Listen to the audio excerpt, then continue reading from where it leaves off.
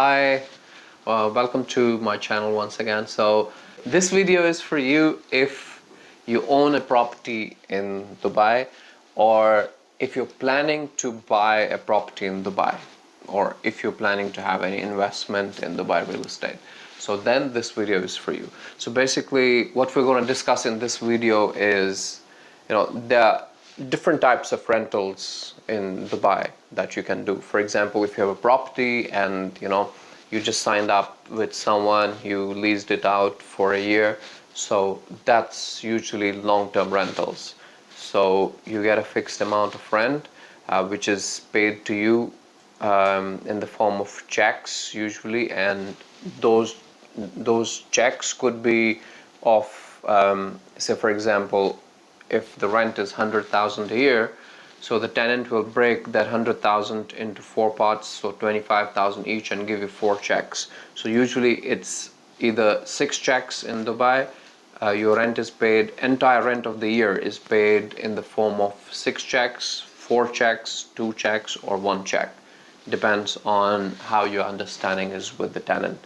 So if you're, for example, if you are offering him some discount, for example, you're offering say 100,000 rent, if the tenant is giving you four checks, and you're offering only 90,000 rent or 92,000 rent if the tenant is giving you one check. So which means you get the whole money in advance, like at the start of the year, at the beginning of the year.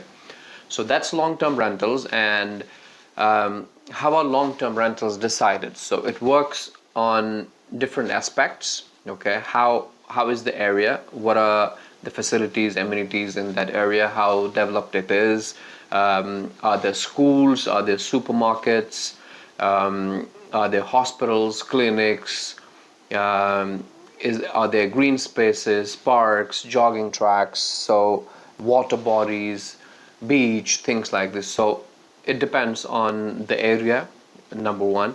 Number two, it depends on what all is your building offering, right? So for example, the buildings that offer swimming pools, they offer indoor and outdoor cinemas, barbecue, sports activities like basketball, the golf courses, virtual golf, bowling, things like that. Then they offer wellness services, which is spa, sauna, shower, steam. So they offer these things as well. Then they offer other activities, say like a party hall. They offer library. They offer you some office space in case you want to have a meeting, or you want to go and sit and do some office work outside your home within the building. So the building offers you those kind of facilities as well. Some of them also offer you doctor on call, and the valet parking. So that is one more aspect, one more reason that could decide the rentals of your apartment.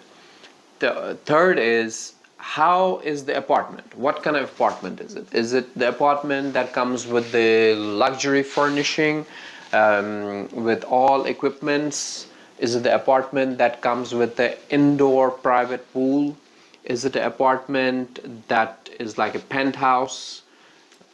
Is it a duplex apartment? So the rent varies and depends on all of these aspects. So that's how the rent prevails in a particular area. So this is about the long-term rentals. This is how you can check, or understand what is the rent going on. Also, the other way is you can find the rentals prevailing in a particular area through Dubai Land Department as well, right? So that's about the long-term rentals.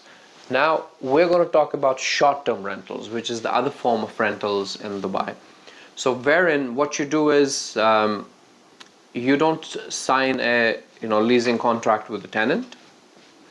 Your property is listed on Airbnb, booking.com, and portals like that. So people sign up, they want to stay for a day, for a couple of days, for a couple of weeks, or a month. So that's the duration of the stay usually on short-term rentals. Now, why short-term rentals? Because there are a lot of benefits. Now, in short-term rentals, you make more money. If you're making, say, on an average, if you're making, say, 5,000 dirham on long-term rentals from an apartment, here you could make, in short term, you could make maybe 7,000, 8,000. So that is the most important and most lucrative benefit that you could get from short-term rentals. Second is you can also, have the apartment for yourself whenever you want. For example, you're not living in Dubai, you're living in some other country, and you put your apartment on short-term rentals. So you can say, for example, you're coming to Dubai once in a year for a week, right? So you don't need to get a hotel for yourself. You can use your apartment, stay in there, and once you go back, it'll be, the listing will be activated again on the Airbnb, on booking.com, and you start getting rentals again. Since it's on daily rentals or weekly rentals, so you have that flexibility of using this apartment for yourself as well, right?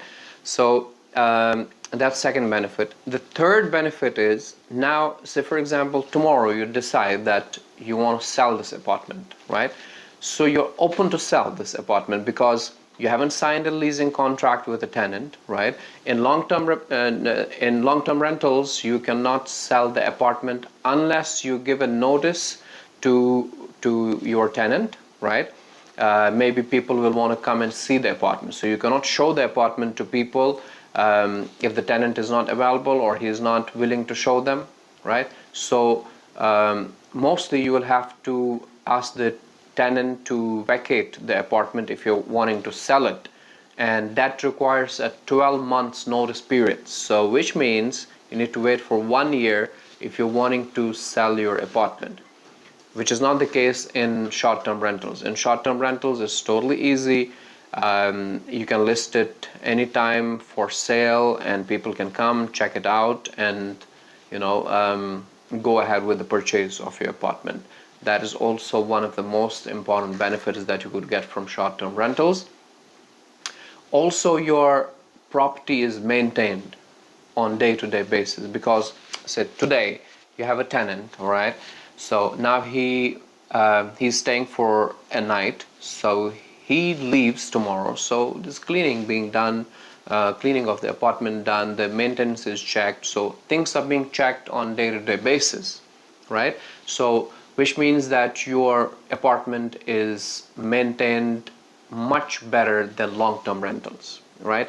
Long-term rental tenants cause more wear and tear usually than the short-term rentals, because the maintenance is more regular in short-term rentals. So that's the reason. Now also you must be wondering how to do the short-term rentals. So you have an apartment, how would you do it? Now there are two ways for doing short-term rentals. Either if you have time, you can do it yourself. If you don't have time, you can get a third party involved, which is holiday home rentals companies, right? So what they do is you sign up with them, give them your apartment, and they will do everything, as in they will take the license which are required to put it on Airbnb or put it on short-term rentals. They will, on day-to-day basis, they will arrange the tenants, they will arrange the cleaning, maintenance, and everything. So they charge a certain amount for it, which varies between 10% to 20% of the overall rentals that you make from that apartment. So that needs to be paid to that holiday homes agency. So they do all the maintenance, they do all the tasks, you don't have to do anything. You can decide or discuss with them whether you will be paid on weekly basis or monthly basis. So your checks will keep coming either every week or every month. So that's more flexibility, right? Other than that, if you, as I said, if you want to do it yourself, you can do it yourself also. You need to get the license for running a holiday home rental means if you're putting your apartment on short-term rentals, you need to get a license for it from DET. Once you have the license, so you can list it, and then you give the space, rent out the space to tenants on day-to-day basis, weekly, monthly basis. You collect your rentals, and you will need someone also to maintain the apartment in terms of doing the cleaning, or if there's any maintenance work, something is broken, some wear and tear, so that needs to be taken care of immediately.